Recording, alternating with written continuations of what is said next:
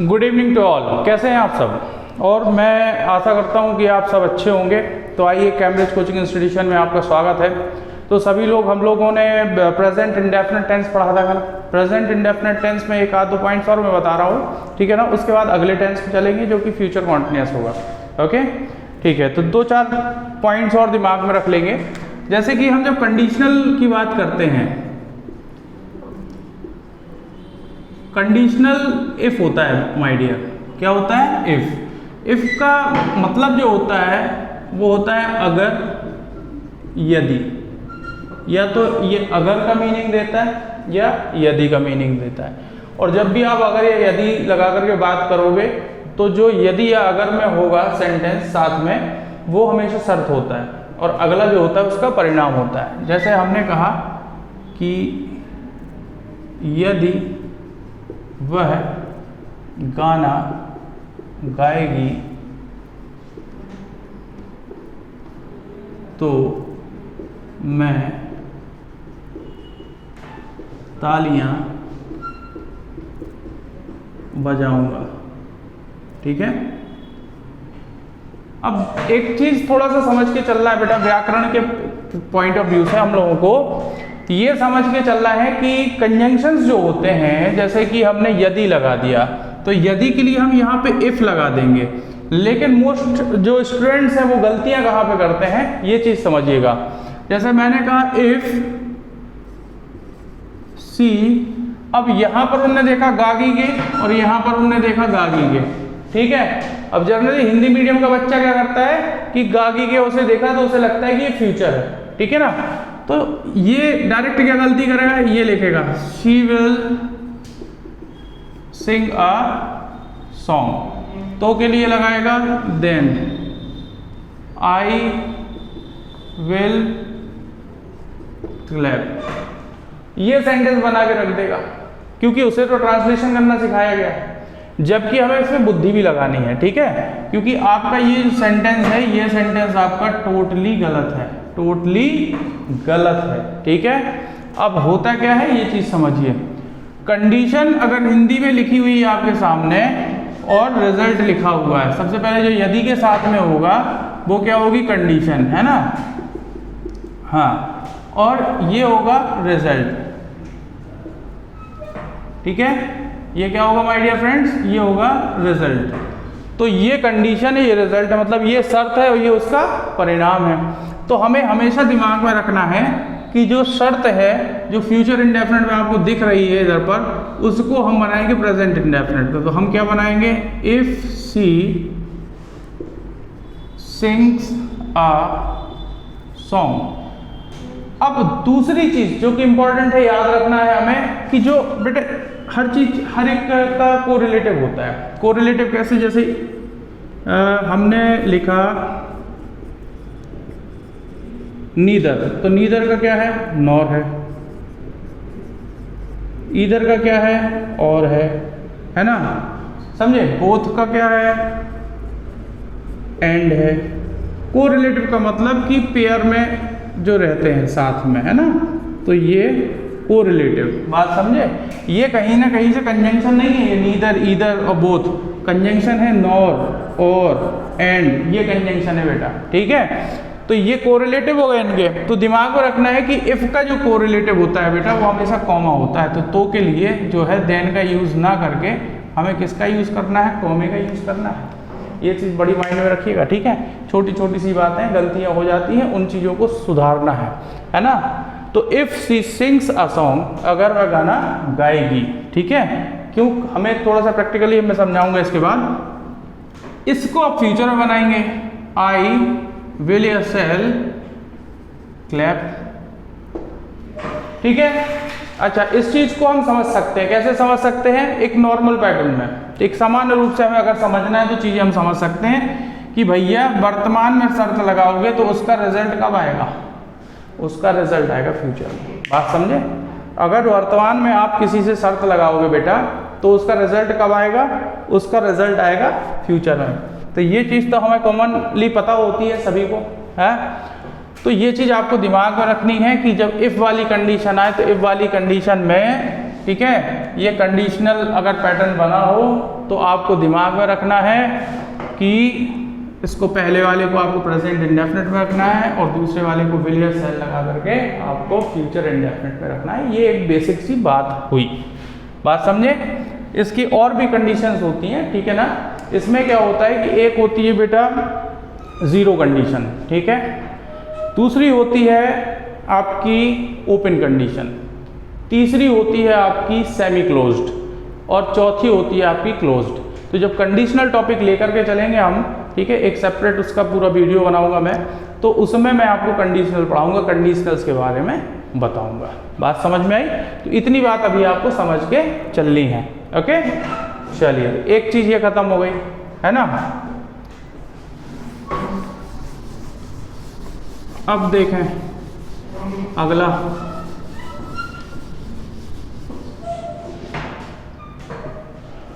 अगला है जैसे हमने कहा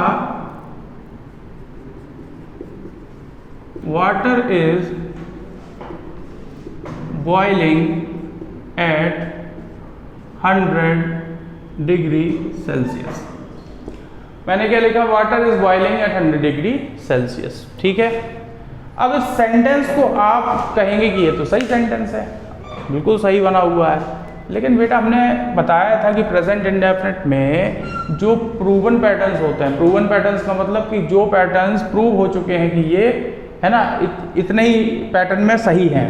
सही का मतलब कि पानी भाई उबलता है तो कितनी डिग्री पे उबलता है? 100 डिग्री सेल्सियस पे उबलता है।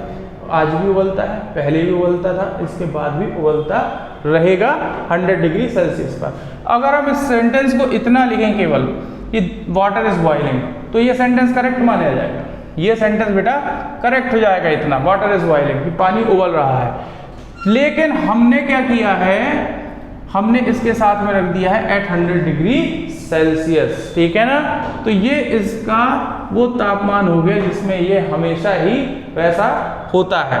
तो हमेशा हमेशा याद रखना है कि ये सेंटेंस को फिर हम इनकम्प्लीट पैटर्न में नहीं बना पाएंगे बेटा, क्योंकि ये जो प्रूवन पैटर्न होते हैं, जो फैक्चुअल पैटर्न्स होते हैं, जो हैबिचुअल फैक्ट्स होते हैं, जो यूनिवर्सल ट्रूथ होते हैं, है ना, ये नीदर कंप्लीटेड नॉर इनकम्प्लीट, मतलब ना ही कंप्लीट होते हैं ना इनकम्प्लीट होते हैं। इनका एक पैटर्न होता है कि इतने से इतने टाइम तक ये हुए, उसके बाद सस्पेंड हुए, अगली बार करेंगे तो वैसे ही होंगे, अगली बार करेंगे तो वैसे ही होंगे। तो इसका सस्पेंशन होता रहता है, लेकिन जब भी होंगे तो वैसे ही होंगे जैसे होते हैं। तो हम इसको सही अगर लिखना चाहेंगे तो हम क्या लिखेंगे? Water boils at 100 degree Celsius. This one is correct.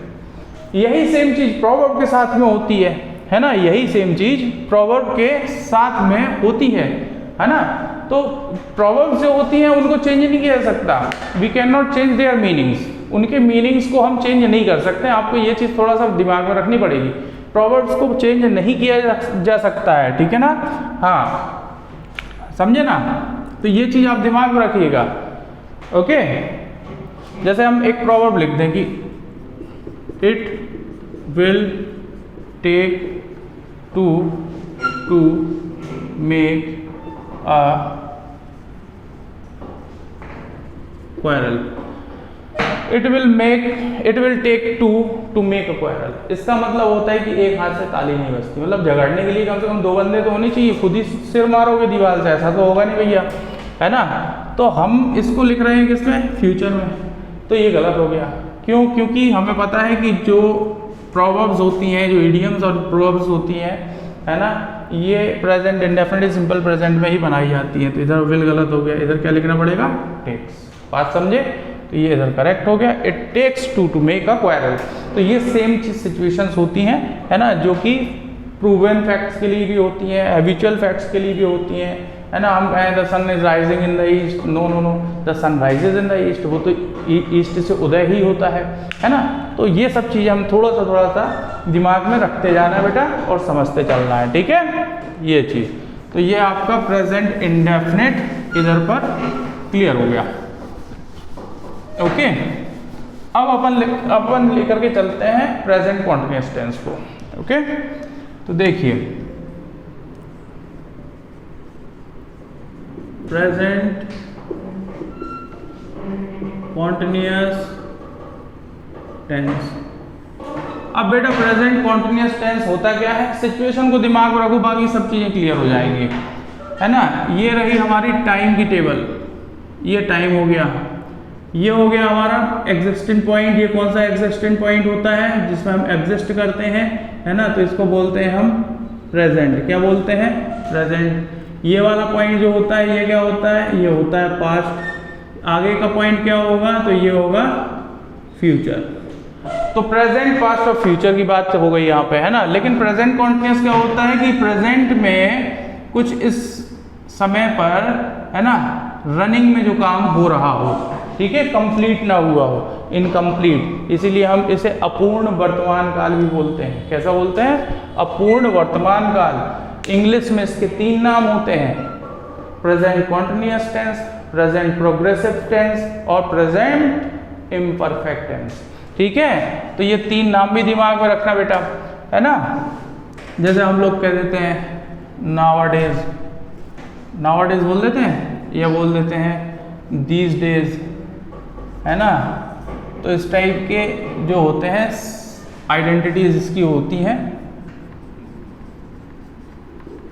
है ना, जिसे हम पहचान बोलते हैं। और जनरली हिंदी मीडियम वाले जानते हैं कि रहा रही रहे, हिंदी में इसकी पहचान होती है, ठीक है। हेल्पिंग वर्ब बेटा इसकी होती है is, am, are. Main verb बेटा इसकी होती है वर्ब का आईएनजी फॉर्म, जिसको हम वर्ब का कॉन्टिन्यूअस फॉर्म बोलेंगे। ओके, क्या बोलेंगे, वर्ब का continuous form, continuous form of the verb बोलते हैं बेटा। ओके, मेन वर्ब के बाद आता है बेटा पैटर्न। तो पैटर्न को हमें दिमाग में रखना है। सबसे पहले आता है हमारे पास सब्जेक्ट, उसके बाद हमें लगाना होता है is, am, are according to the number of the subject, ठीक है। Then action plus ING, object and other words. मैं एक एक करके एक एक चीज बता रहा हूँ, ध्यान से समझेंगे। सब्जेक्ट क्या होता है, सब्जेक्ट वो होता है what we talk about, what we talk about. ये बात भी सही है कि the one who does the work, एक व्यक्ति जो काम करता है या जो काम करने वाला होता है, डूअर होता है, उसे हम सब्जेक्ट बोलते हैं। लेकिन एक चीज़ों दिमाग में रख लेना कि जो मैं बोल रहा हूँ, है ना, कि जिसके बारे में हम बात करते हैं वो सब्जेक्ट होता है। बात समझे। Is, am, are helping verb यहाँ पे लगी। हेल्पिंग वर्ब क्या होती है बेटा, मैं पहले ही बता चुका हूँ। Helping verb that denotes the tense, ठीक है ना, and help the main verb, जो मेन वर्ब को हेल्प करें और हमें टेंस के बारे में बताएं कि हम प्रेजेंट में है, पास्ट में है कि फ्यूचर में है। इसके बाद मेन वर्ब आती है। तो मेन वर्ब क्या होती है, मेन वर्ब कोई एक्शन या एक्टिविटी होती है, ठीक है ना, एक्शन या एक्टिविटी। ऑब्जेक्ट क्या होता है, ऑब्जेक्ट होता है रिसीवर, है ना, that receives the effect of the verb, जो वर्ब का इफेक्ट रिसीव करे उसे हम ऑब्जेक्ट बोलते हैं। अदर वर्ड्स क्या होते हैं, अदर वर्ड्स होते हैं एमपीटी, मैनर, प्लेस और टाइम। तो अदर वर्ड्स जो होते हैं उनकी जगह पे हम रखते हैं मैनर को, मतलब कार्य करने के तरीके को, प्लेस को, है ना, और या टाइम को। तो इनको हम रखते हैं बेटा अदर वर्ड्स में। तो याद रखिएगा इनका जो सेगमेंट होता है, पैटर्न होता है, वो ऐसे ही होता है, MPT, मैनर, प्लेस, टाइम, ठीक है, इसी क्रम में रखा जाता है। अब इसके बाद सबसे इंपॉर्टेंट चीज जो कि आपसे अगर बनेगी तो आपको क्लियर रहेंगी चीजें। सब्जेक्ट की जगह पर अगर ही, शी, इट या नेम आ जाता है तो हम इसका प्रयोग करते हैं।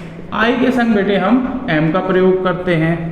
वी, दे और यू के संग हम आर का प्रयोग करते हैं, ठीक है। और इसके बाद फिर आईएनजी फॉर्म लगा देते हैं, जैसा कि आपको पता है, ठीक है। इसके बाद वर्ब का कॉन्टिन्यूअस फॉर्म हम यूज करते हैं। इतनी बात क्लियर है, ओके। तो प्रेजेंट कॉन्टिन्यूअस टेंस जो होता है उसमें जैसे कि आइडेंटिटी की बारे में बात करें तो हिंदी में आइडेंटिटी होती है रहा है, रही है, रहे हैं, है ना, नाउ डेज, दीज डेज, ये आइडेंटिटीज होती हैं बेटा इसकी, है ना, इस टाइप के शब्द आते हैं। इज, एम, आर जो होता है इसकी हेल्पिंग वर्ब होती है। वर्ब का कॉन्टिन्यूअस फॉर्म मतलब कि आईएनजी फॉर्म हम यूज करते हैं, ठीक है। Subject plus is, am, are plus verb का आईएनजी फॉर्म या continuous form, object and other words. इसके साथ में कैसे लगेंगे, ही, सी, इट, नेम अगर सब्जेक्ट की जगह पर है तो इस लगाओगे, आई की लगा है तो एम, बी, दे, यू लगा है तो आर लगाओगे। बात समझे ना, समझ गए। तो ये चीज़ आपको माइंड में रखनी है। अब हम चलते हैं एग्जाम्पल्स की ओर। तो हमने कहा जैसे कि राम खाना खा रहा है, ठीक है ना, सॉरी, राम खाना खा रहा है। तो भाई ये पूरी बात जो हो रही है ये किसके लिए हो रही है, राम के लिए हो रही है ना, तो ये पूरा प्रेडिकेट होगा, ये सब्जेक्ट होगा। बात है ना समझ में। इसमें चूंकि कौन का हमको प्रश्न करके भी आंसर ले सकते हैं कि कौन खा रहा है, तो बोले राम खा रहा है, तो सब्जेक्ट कौन हो गया बेटा, राम हो गया। तो हम सबसे पहले इसमें रखेंगे राम। राम एक नाम है बेटा, तो इसके साथ में हम क्या लगाएंगे, इज। बात समझे, तो राम इज। अब ये कर क्या रहा है, खाना खा रहा है, तो हम क्या लिखेंगे, ईट। तो ईट में लेकिन हमें दिमाग में रखना पड़ेगा कि वर्ब का कॉन्टिन्यूअस फॉर्म लगाना पड़ेगा, तो ING लगा देंगे। तो हम क्या लिखेंगे, राम इज ईटिंग, और क्या खा रहा है बेटा, फूड। तो ये ऑब्जेक्ट हो गया हमारा। बात समझे। हाँ, क्या का जो उत्तर होता है ना, तो वो होता है हमारा ऑब्जेक्ट, ठीक है। और क्या के जनरली 99% रिप्लाईज जो होते हैं वो नाउन होते हैं बेटा, है ना। तो राम इज ईटिंग फूड। अब राम खाना नहीं खा रहा है, तो हम कैसे बोलेंगे बेटा, Ram is not eating food. बात समझे। अब हम कहते हैं कि क्या राम खाना खा रहा है, तो इज को राम की जगह और राम को इज की जगह, ठीक है ना, क्रॉस मल्टीप्लिकेशन कर देंगे। तो सबसे पहले इज आ जाएगा, तो I कैपिटल हो जाएगा। तो इज राम ईटिंग फूड। तो ये बन गया क्वेश्चन, क्या राम खाना खा रहा है, ठीक है। अब हम अगर कह दें कि WH वर्ड्स वाले पैटर्न बनाने हैं, तो WH वर्ड्स वाले पैटर्न बना सकते हो आप, है ना। तो WH वर्ड्स वाले पैटर्न, जैसे कि ये हमारा यस नो क्वेश्चन है, यस नो क्वेश्चन के पहले हम क्या रख देंगे, WH वर्ड। तो हमने कह दिया कि क्यों खा रहा है, तो हम क्या लिखेंगे, why is Ram eating food. Ram खाना क्यों खा रहा, ठीक है। थोड़ी सी चीज़ें समझने की योग्य होती हैं, जो कि समझना पड़ेगा। जैसे मैं कह दूं कि कौन आ रहा है, ठीक है, तो हमने सिंपल सा बन जाएगा कि हु इज कमिंग। लेकिन अगर कोई व्यक्ति ये कह दे कि कौन आ रहा है, तो अब क्या करेंगे भैया, अब तो बाबूजी फंस गए, है ना। तो बेटा कुछ नहीं है, कौन आ रहा है, इसमें बोला हमने कौन आ रहा है, तो एक व्यक्ति आ रहा है, तो हमने हेल्पिंग वर्ब क्या लगाई बेटा, इज लगा दी, है ना। सिंपल सी चीज़ है, जब एक से अधिक की बात हो तो हेल्पिंग वर्ब को थोड़ा सा मॉड्यूल, है ना, मोल्ड कर दो, तो इसको क्या बना देंगे, आर, तो हु आर कमिंग हो जाएगा। बात आई ना समझ में। तो कौन आ रहा है बन जाएगा। बात समझे। तो हेल्पिंग वर्ब का बहुत बड़ा रोल होता है, आपको समझ के चलना पड़ेगा। तो ये क्लियर हो गया होगा, I think so. Present continuous आपको दिमाग में चढ़ गया होगा, है जी। हाँ, अब इसकी इंपॉर्टेंट बातें क्या होती हैं वो समझना बाकी है, अब कैसे, इसमें क्या होता है बेटा, इसमें जो एक्शंस लिखे जाते हैं वो कैसे होते हैं, वो होते हैं बैकग्राउंड टाइम टेकिंग एक्शंस। कैसे एक्शंस लिखे जाते हैं, बैकग्राउंड टाइम टेकिंग एक्शंस। ऐसे एक्शंस लिखना है, इसमें ऐसी वर्ब लिखना है जो कि होने में समय लेती हूँ, ठीक है। जैसे मैं मुड़ गया, तो ये टाइम टेकिंग है क्या, नहीं है, तुरंत मुड़ जाते हैं ना, यूं मुड़ गया, तो इसमें टाइम नहीं लगता है मुड़ने में, समझ रहे हो आप। तो अगर इसमें आप ING फॉर्म लगा दोगे, मैं आई एम टर्निंग, मैं मुड़ रहा हूँ, ठीक है, सिचुएशन के ऊपर है। अब ये नहीं कि तुम ट्रेन मोड़ रहे हो, तो ट्रेन में तो लग जाएगा, लेकिन आप मुड़ रहे हो तो नहीं लगेगा। तो मैं मुड़ रहा हूँ, तो वो स्लो मोशन हो जाएगा, मैं मुड़ रहा हूँ, स्लो मोशन हो जाएगा। क्विक एक्शंस को परफेक्ट में लिखा करो या इंडेफिनेट में लिखा करो, बात समझे। कॉन्टिन्यूअस पैटर्न में क्विक एक्शंस को मत लिखा करो, बात समझे। ये चीज़ आपको माइंड में रखनी है माय डियर फ्रेंड, है ना। ये बहुत जरूरी तथ्य है जो आपको दिमाग में रखना है। तो प्रेजेंट कॉन्टिन्यूअस टेंस ये रहा आपके सामने, क्लियर है ना। कोई प्रॉब्लम, किसी को कोई समस्या दिक्कत हो, है ना, तो मैं एक व्हाट्सएप ग्रुप बनाने वाला हूँ बेटा। ग्रुप क्या मतलब, ब्रॉडकास्ट लिस्ट बनाऊंगा एक, जिन किसी को भी समस्या हुआ करे तो मेरे नंबर पे वो मुझे मैसेज कर दिया करें, ठीक है। हाँ, ओके, तो इसको मैं अलग करता हूँ।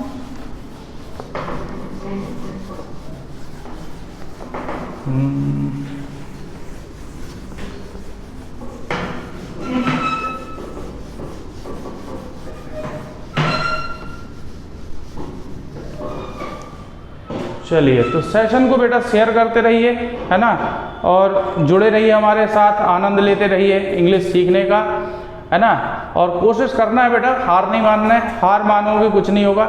ये देखिए, ये बिल्कुल बेसिक वाली इंग्लिश ग्रामर में चला रहा हूँ, क्यों? क्योंकि आपको स्टेप बाय स्टेप आगे ले जाना है। जैसे ही अभी 2-3 टेंस अपन निपटा लेंगे, ख़त्म कर लेंगे, ठीक है, उसके बाद मैं एमसीक्यूज़ भी चालू करूँगा। एमसीक्यूज़ की पूरी सीरीज आएगी आपकी, बहुत अच्छे अच्छे क्वेश्चंस आएंगे, उनको मैं समझाऊंगा कि टेंस में हमने क्या पढ़ा था और इसमें वो कैसे अप्लाई हुआ, ठीक है। तो जब आपको वो अप्लाई करना आ जाएगा, मतलब नॉलेज हमें प्रैक्टिकली भी डील करना है कि भाई अगर हमने कोई चीज़ पढ़ी है या समझी है तो वो प्रैक्टिकली कैसे हम डील करेंगे, तो ये चीज़ भी मैं आपको समझाऊंगा। जल्दी से जल्दी हम और भी क्लासेस आपके साथ में लेकर के आएंगे, ठीक है ना। टेंस वॉइस नरेशन ये शुरुआत है, आगे बहुत बड़ा सफ़र है, ठीक है। तो मिलते हैं फिर, देखते रहिए CCI Cambridge coaching institution with Himanshu sir. Okay, thank you.